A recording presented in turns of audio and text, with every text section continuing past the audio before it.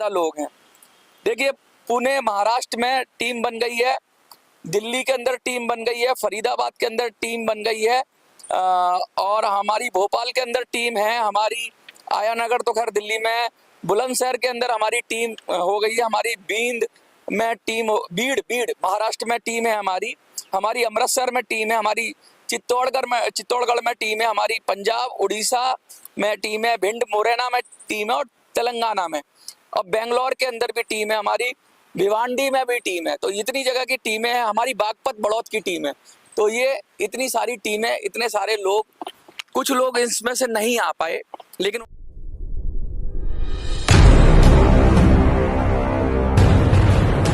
नमस्कार। बुजुर्गों का प्यार ऐसे ही मिलता रहे, ऐसे ही समर्थन मिलता रहे। ये समर्थन है ना, वो जोश जगाता है, ये समर्थन जो नई ऊर्जा देता है, ये समर्थन जो हमारे अंदर हौसला बढ़ाता है। और आज मैं ये कह सकता हूं कि हाँ, बुजुर्ग शेर हैं, बुजुर्ग शेर नहीं, बुजुर्ग बब्बर शेर हैं। और बुजुर्गों ने ये बता दिया है कि तमाम परेशानियों के बावजूद भी अगर मैं कॉल दूंगा तो लोग आएंगे। वो कितने आएंगे ये मैटर नहीं करता, लेकिन लोग आए। ऐसे लोग आए जिनके पैर में एक्सीडेंट था, चला नहीं जा रहा था, फिर भी आए। ऐसे लोग आए जिनका रोजा था, अलविदा का रोजा, रोजे नहीं कर पाने के बावजूद वो लोग आए। ऐसे लोग आए जो लोग को कान से कम सुनाई देता था, उन्होंने कहा मुझे कम सुनाई देता है, मैं मशीन लगा के आया हूं, लेकिन वो भी आया। तो कोई भी अगर आदमी संकल्प कर ले तो कोई बाधा उनको रोक नहीं सकती। हमारे पास सब जगह से लोग आए, माना संख्या में कम थे। मैंने चैलेंज लिया था कि 100 लोग आए मीटिंग के अंदर, मैं मीटिंग की बात कर रहा हूँ, लेकिन 50 से भी कम भारी लोग थे, बाकी दिल्ली के लोग थे। तो जितने भी लोग पेंशनर आए, लेकिन आए। भोपाल से लोग आए, भोपाल से असद भाई शुक्रिया आप आए, भोपाल से आए, फरीदाबाद से आए, दिल्ली से आए, हरियाणा से आए, कानपुर से आए, इटावा से आए। देखिए कहाँ कहाँ से लोग आए हैं, जो जो साथी आए। अब मैं सबका नाम तो नहीं ले पा रहा हूँ, लेकिन आपको मैंने अपना पर्सनल नंबर दिया, आपने मेरा नंबर लिया। ये जो नॉर्मल नंबर है, इस पे मैं कभी कभी फोन नहीं उठा पाता हूँ, लेकिन अब हम टीमें बना रहे हैं। मैं बता दूं कहाँ कहाँ की टीम बन गई है।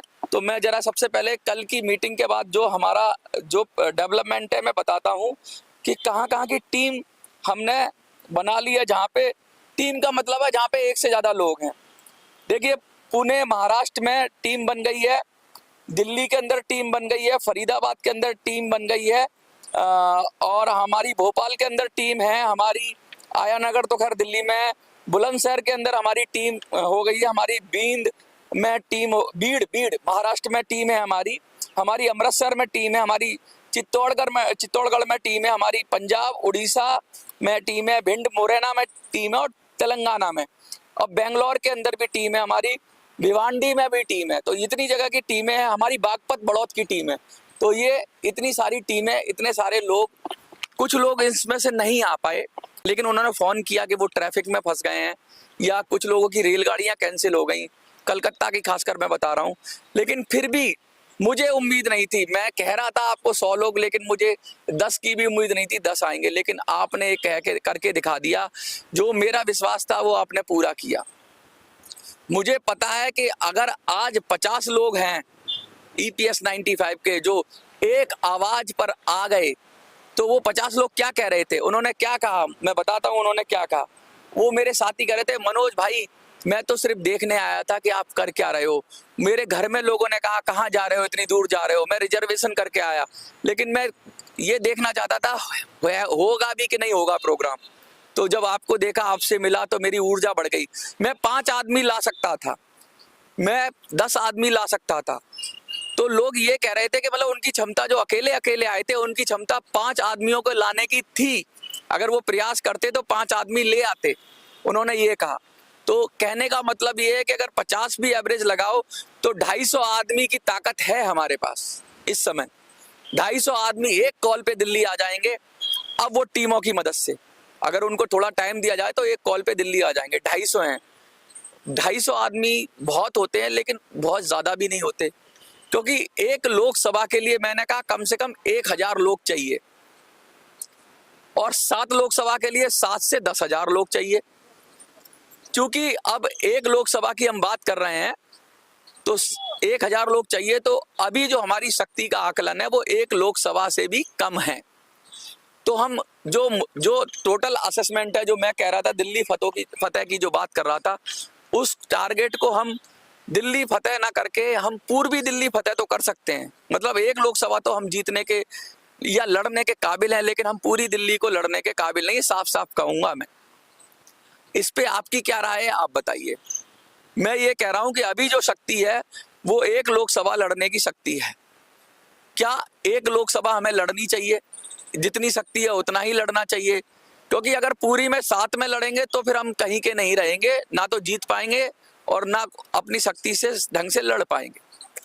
तो 1 लोकसभा, वो पूर्वी दिल्ली सबसे मजबूत है। तो मेरा समझ से तो ये है कि अभी 500 लोग, अगर अभी 250 लोग टोटल हमारे आ सकते हैं बाहर से, और उसको और बढ़ाया जाए 10-15 दिन के अंदर, तो वो 500 तक पहुंच जाएंगे। 250 का 500 कर सकते हैं, लेकिन 250 का 1000 2000, अभी 50 ही लोग, 50 से कम लोग थे, लेकिन 250 तो वो खुद बोल के गए। जो अपना 1000-2000 रुपया लगा के दिल्ली आया है वो झूठ नहीं बोलेगा। वो झूठ बोल सकता है जो दिल्ली नहीं आया, या जो फोन कर रहा था वो झूठ बोल सकता है, लेकिन जो दिल्ली आया और जो कह के गया और जो अपना पैसा लगा के आया, मुझे उस पे भरोसा है, मुझे अपनी टीम पे भरोसा है, मुझे आप पर भरोसा है, मुझे भोपाल वाले भाई पर भरोसा है, मुझे हरियाणा वाले भाई पर भरोसा है, मुझे फरीदाबाद वाले भाई पर भरोसा है, और मुझे दिल्ली के भी काफी लोग आए, दिल्ली के तो ईपीएस के कई लोग आए, मुझे उन पर भरोसा है। और मुझे कानपुर और इटावा के जो मित्र आए, जो लास्ट में आए, थोड़ा लेट हो गए तो वो प्रोग्राम में उतना नहीं शामिल हो पाए। बहुत सारे लोग थोड़ा बाद में पहुंचे, लेकिन प्रोग्राम हमने 3 बजे समाप्त कर दिया था। तो मुझे लगता है ये आप तय करो, क्या 1 लोकसभा की प्लानिंग हम कर सकते हैं, और क्योंकि 1 सांसद हम जिता के भेज दें, तो मुझे लगता है तो भी बहुत बड़ी बात होगी। तो पहला तो प्रश्न मेरा ये है, क्या हम अपनी ताकत के अनुसार लड़ें या फिर हवा में तीर चलाएं? कुछ लोग 58 पे कह रहे हैं, कोई 56 पे कह रहे हैं, मैं उसमें नहीं जाता। जितनी ताकत उतना ही काम करना बढ़िया रहता है, जिसमें कुछ आउटपुट आए। तो पहली बात, तो पहला प्रश्न तो मेरा ये है। तो कैसे होगा पूर्वी दिल्ली? हम लोग नई दिल्ली की बात कर रहे थे, लेकिन पूर्वी दिल्ली हमारे लिए ज्यादा मुफीद है, क्योंकि पूर्वी दिल्ली से दिल्ली में भी करीब हमारी बहुत सारी टीमें हैं, जो दिल्ली के लोग, पूर्वी दिल्ली के लोग बहुत ज्यादा हैं जो जुड़ जाएंगे। अगर 500 लोग बाहर से आएंगे तो 500 लोग पूर्वी दिल्ली में हमारे पास, हमें यहाँ से हो जाएंगे। इतना हमें, वो हमारी जिम्मेवारी है।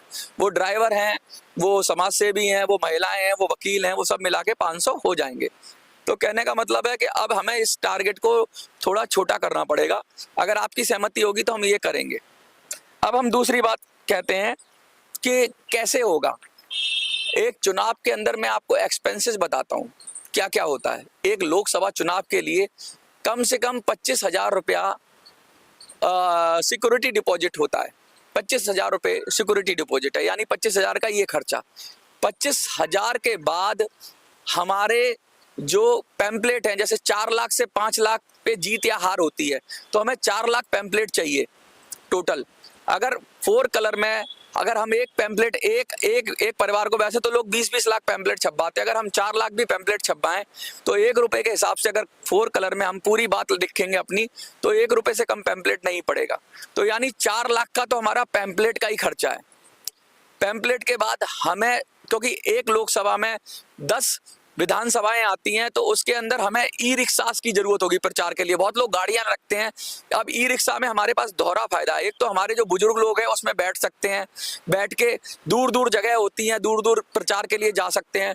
तो हमें कम से कम 20 ई रिक्शा चाहिए, और ये 40 दिन के लिए चाहिए। यानी कि लगभग अगर 800 से 1,000 रुपया भी एक ई रिक्शा है, तो पर डे का 20,000 का खर्चा है, यानी 10 दिन का खर्चा 2 लाख रुपया है। तो 30-40 दिन के लिए, कि अगर हम शुरू में 10 रिक्शे चलाएं, बाद में 20 कर लें, तो हमें ये भी 6 लाख से लेके लगभग खर्चा है। तो मोटा मोटी हम और भी खर्चे हैं, रहना है, रुकना है। तो एक लोकसभा में कम से कम भी हम करेंगे तो 10-12 लाख रुपया हमें चाहिए ही चाहिए। तो ये मोटी बात है। अब ये कैसे होगा कि किसके पास 10-12 लाख है जो लड़े? किसी का पर्सनल लड़ाई तो है नहीं, हम सबकी लड़ाई है, तो हम सबको ही ये लड़नी पड़ेगी। अब ये मोटी बात आपको समझ में आ गई। जो लोग थोड़ा सा भी चुनाव से बुजुर्ग हैं, थोड़ा मोटा मैं अनुमान बता रहा हूं कि प्रॉपर तरीके से एक लोकसभा में लड़ने के लिए कितना खर्चा चाहिए, कितने आदमी चाहिए, और क्या रणनीति होगी, मोटी मोटी चीजों के जो खर्चे मैंने बता दिए। अब हम बताएं कि अब हमारे पास इतना बजट हो जाए तो अब हम लड़ने की सोचें। अब कुछ जो पेंशनर आए थे, इसमें एक और कमी आ रही है। अभी इसमें एक कमी आ रही है कि हमें लड़ने वाला अभी तक कोई सेनापति मिला नहीं। तो जो कल जो मीटिंग हुई उसमें पेंशनर आए, उन्होंने कहा कि मनोज भाई आप लड़ जाओ। जैसे एक बार अशोक रावत ने कहा था कि आप लड़ोगे चुनाव, तो कल आपके भाई पेंशनर बोले कि आप लड़ जाओ। तो मनोज की समस्या ये है कि मैं अच्छी रणनीति बना सकता हूँ, अच्छी तरीके से आपकी मदद कर सकता हूँ, आपको सहयोग कर सकता हूँ, लेकिन अगर मैं चुनाव लड़ूंगा तो मैं कहाँ से लाऊंगा इतने सारे पैसे। मैं इतना बड़ा अमीर आदमी नहीं हूँ। मेरे पास जो था वो मैं आपके साथ लगा रहा हूँ। मैंने कल एक प्रोग्राम किया, उसमें भी हजारों का खर्चा था। हॉल बुक किया मैंने किसी से, बहुत लोगों ने कहा मनोज पैसे ले लो, लेकिन मैंने कहा मैं पैसे नहीं लूंगा, क्योंकि मैं चाहता हूं कि जो चुनाव लड़े उसी को पैसे दो आप। ये मेरी तरफ से सेवा थी आपके लिए, जो मैंने की, जो मेरा रूखा सूखा था मैंने आपके लिए प्रबंध किया, जो मैंने हॉल बुक किया उसका मैंने किया, जो मैंने मीडिया का जो जितना भी मान सम्मान था वो किया। तो ये मेरी तरफ से था। मैं अब चुनाव लड़ूं तो मैं अपने दम पे तो लड़ नहीं सकता चुनाव। तो वो जो पेंशनर कह रहे थे कि भाई मनोज भाई आपसे बेहतर कौन होगा, आप सब रणनीति बना रहे हो, आप ये कह रहे हो, तो मैं उनको यही कहूंगा कि भाई मैं इसके लिए फाइनेंशियली अनफिट हूँ, पैसे के मामले में अनफिट हूँ। हाँ, मैं अपना सहयोग दे सकता हूँ। अगर कोई कहे कि भाई तुम्हें कुछ पैसा देना है तो मेरे से आप, अगर कोई लड़ेगा तो मैं उसको कंट्रीब्यूट कर सकता हूँ, मैं उसको पैसा दे सकता हूँ। कितना दे सकता हूँ भाई, मैं कहूंगा 25,000 रुपये मुझसे ले लो नॉमिनेशन के लिए, इतना मैं कर दूंगा।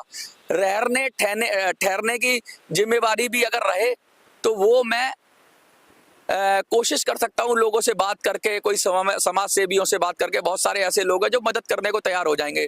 जैसे एक दो लोगों ने कहा है कि वो अपना घर फ्री में दे देंगे, तो वहां लोग रुक भी सकते हैं, तो लोगों के खाने की व्यवस्था हो जाएगी। लेकिन पैम्पलेट और घूमने का लोगों का खर्चा, ई रिक्शा का खर्चा, साउंड सिस्टम कुछ छोटे मोटे खरीदने होंगे, चुनाव प्रचार सामग्री होती है, ये सब के लिए कहीं छोटा मंच भी लगाना पड़ सकता है, कहीं सभा भी करनी पड़ सकती है, तो ये सब के लिए खर्चा चाहिए ही चाहिए।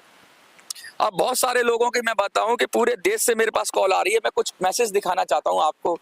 आज सुबह सुबह मेरे पास एक मैसेज आया है पुणे महाराष्ट्र से।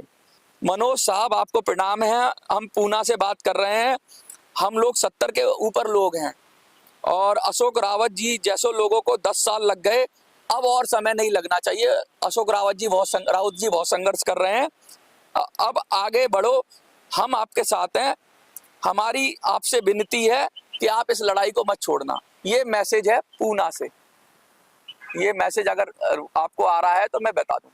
ऐसे ही मुझे मैसेज आया उड़ीसा से कि 165 लोग हैं, और कल के जो वीडियो को बता दूं तो वॉइस फॉर यू पे भी 17-18 हजार लोगों ने आपको देखा है, मिनी संसद पे भी 15-20 हजार लोगों ने देखा, तो टोटल 40 से 50 हजार लोगों ने कल की चीज को देखा है, कल के वीडियोस को देखा है, और अभी भी देख रहे हैं। कुछ वीडियोस बाकी है, मैं डाल रहा हूं। तो 50,000 लोग हमारे पास हैं। अब मैं सीधी सीधी उसकी बात पे आता हूं।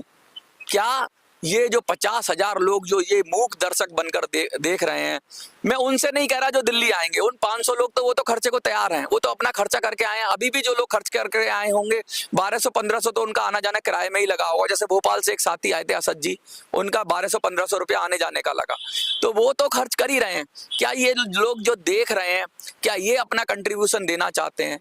अगर ये सब दें तो अगर 1000 लोग भी अगर तैयार हो जाएं एक लोकसभा का वजन उठाने के लिए, तो मुझे लगता है कि 1-1 हजार रुपया ही लोगों के हिस्से में आएगा। 1000 लोग अगर 1-1 हजार रुपए का कंट्रीब्यूट करें आपस में मिलकर, तो 10 लाख रुपए आराम से हो सकते हैं। और कोई बड़ी बात नहीं है, देखने में 10 लाख बहुत बड़ी रकम लगती है, लेकिन लोकसभा का जो खर्च है वो भी 90 लाख, या मुझे अभी पूरा पता नहीं है, लगभग के 70 से 90 लाख के बीच में जो चुनाव आयोग तय करता है कि इतना आप खर्च कर सकते हो नंबर 1 में।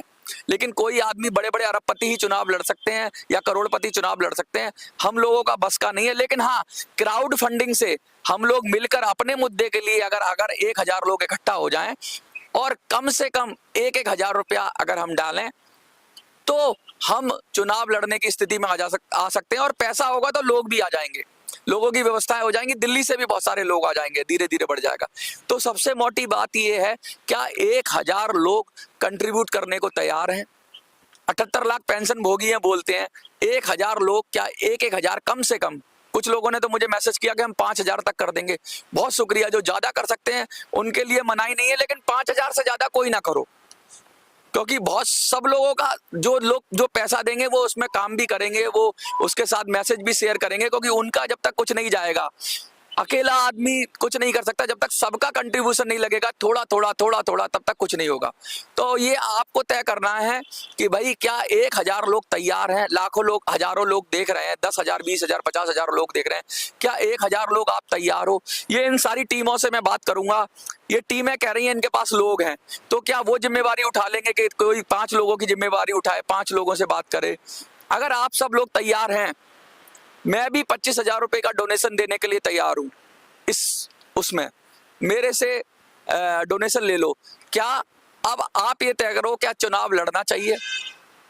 अगर आप कहोगे कि हाँ मनोज चुनाव लड़ो, चुनाव लड़ना चाहिए, और कम से कम 1 लोकसभा के लिए लड़ना चाहिए, और इंतजाम करो, और हम सब भी तैयार हैं अपना अपना हिस्सा देने के लिए। बहुत लोग मुझे फोन कर रहे हैं, कल भी मुझे लोग कह रहे थे कि हम पैसा दे देते हैं, लोग मुझे फोन करते हैं कि मैं अपनी सैलरी दे दूंगा। आज मैं कह रहा हूं, हाँ मैंने कहा था ना पैसे की बात होगी, आज मैंने मोटा मोटा आपको बता दिया कि 1000 लोगों से इतना चाहिए। अब अगर इस वीडियो के रेस्पॉन्स में आप क्या करते हो? क्या हमें अपनी 1 लोकसभा के लिए लड़ाई जारी रखनी चाहिए? अगर जारी रखनी चाहिए तो आप यस कर देना, अगर नहीं रखनी चाहिए तो फिर हम ऐसे ही और मदद करेंगे और आगे काम करेंगे।